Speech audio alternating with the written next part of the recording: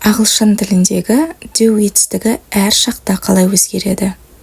Present осы шақтарда present simple, present continuous, present perfect, present perfect continuous. I do мен істеймін, тұрақты әрекет. I am doing мен істеп жатырмын, қазір болып жатқан әрекет.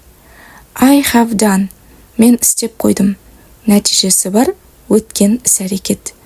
I have been doing мен істеп келе жатырмын, белгілі бір уақыт бойы жалғасып келе жатқан әрекет.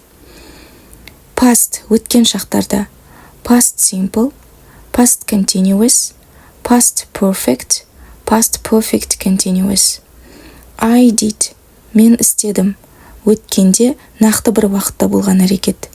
I was doing мен істеп жатырдым, өткен шақтағы жалғасқан әрекет. I had done мен істеп қойған едім, өткен шақтағы аяқталған әрекет, оның алдында басқа оқиға болған. I had been doing мен істеп жатырған едім, өткеннің белгілі бір сәтіне дейін жалғасқан әрекет.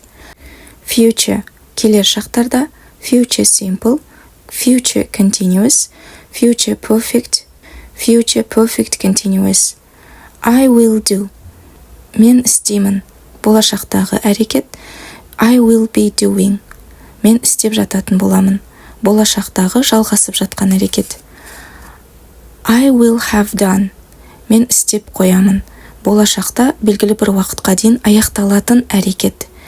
I will have been doing мен істеп келе жататын боламын, болашақта бір уақытқа дейін жалғасқан әрекет.